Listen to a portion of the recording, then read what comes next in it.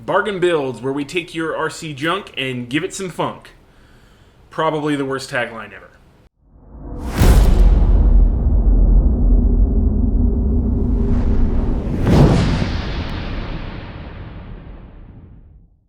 Welcome to DadBod RC.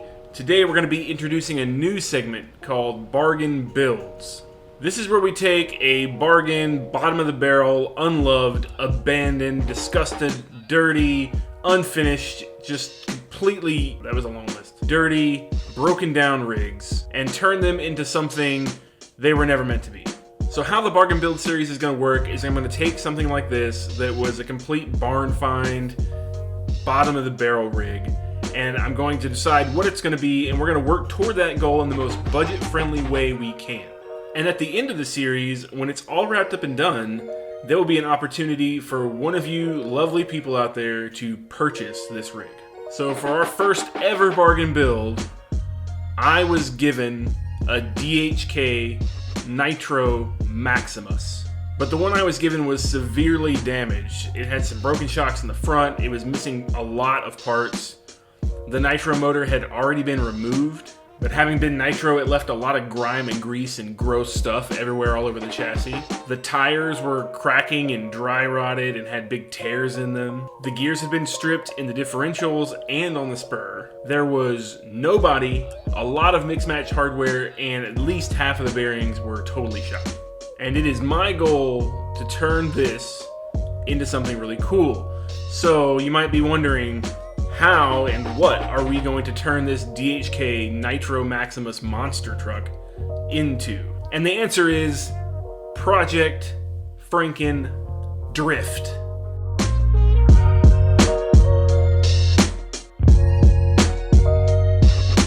Yeah, that's right. We're going to turn this ex-Nitro RC car into a drift truck, a four-wheel drive drift truck. And yes, we're going to use the mechanical brakes for something a little bit fun. Let's get down to the nuts and bolts of this build. I've already done a ton of work mechanically for this rig. I started with a full disassembly of this nasty, greasy pit. It was really gross. I used a lot of cleaner. I took every bolt, every nut out of the entire rig. After the teardown and getting it cleaned up, I needed to find some parts. This thing needed diff gears, it needed plastic housings for the servos, it needed a center diff, the entire thing, a new spur gear, and it needed to be completely converted to electric. So luckily I was able to find a supplier of DHK parts, which is actually pretty rare, but they were a good supplier and they actually weren't that far away, so when I order something it's only a couple of days. So after ordering all the parts, the first thing I did was go through all of the diff housings, tear them apart, re-grease them, put new gears in, put new diff fluid in, replace all of the bearings throughout the entire chassis with a fast eddy bearing kit. I got a brand new center diff with the metal spur gear in Mod 1 gears rather than the stripped plastic ones that existed before. I replaced servo brackets and I filled those with some DS Servo 20 kilogram metal gear servos. I was trying to stay on the cheap for this.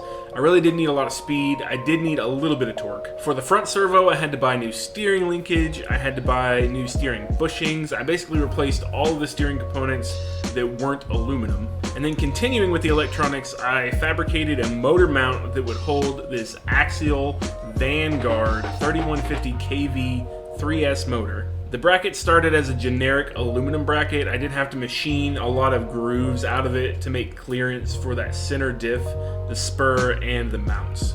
And I paired that motor to a Hobbywing brushless ESC. Right now it's just 60 amps, which is actually a little bit low for this truck, but I promise it will still spin the wheels. And to top it all off, I picked out a body for this rig as well. So this drift rig is not going to be your traditional import that you see drifting around most local RC tracks. This is going to be a Proline rat rod body on a drift truck. So now that I have all of the mechanical components together, let's go see what it does. I'm not a drifter by any means, so I came out to the local tennis court to test Project Frankendrift for the first time and see how terrible I am at this thing called RC drifting.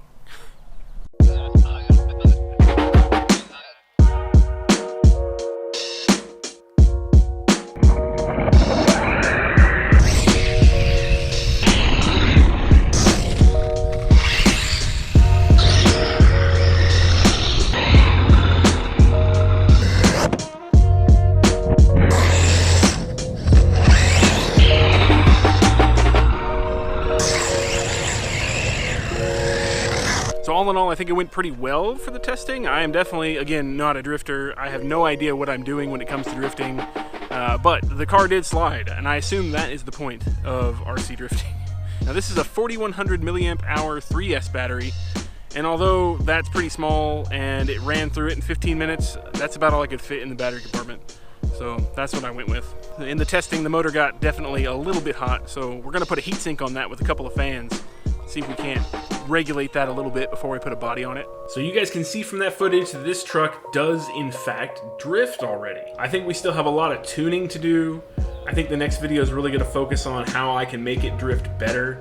We may replace some shocks. I'm definitely gonna put a heat sink on that motor. It was running a little hot by the end of the runs. And then it's gonna be time to start the bodywork. I think we may have one more video in this series before we're into some serious drifting. So now for all the bad news. This is a bargain build, but it does cost money. Let's talk about a tally. I did have to order a lot of DHK factory replacement parts. Luckily, those things are really cheap, affordable, and the shipping was reasonable. I had to order a new bearing set, I had to get servos, the tires were not cheap, the body was not cheap. So at this point of the build, chassis included, out the door, we have $267 invested in this rig. Now another $170 was invested as well, but that came from my stash of spare parts. That covers things like the ESC that I already had laying around the shop, the motor that I already had laying around the shop, and those shocks that I reused from the Grape 8 project. I don't foresee a lot of future expenses in this project. I think we spent most of the money in the mechanical aspects. There'll be a little bit of paint. I'm probably going to wind up with a new set of shocks. I do have another set of wheels on order because I'm burning through these D-boots and they are not cheap. So I've got some cheaper ones to scrub in while I learn, and then we'll put some D-boots back on it after.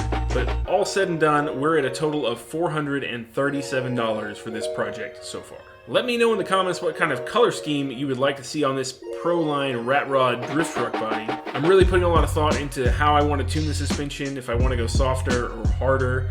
So let me know what you guys are running out there and what works for you. I hope you guys are really enjoying this first bargain build in the series. I'm really looking forward to completing this project and getting back out on that tennis court and learning how to drift properly.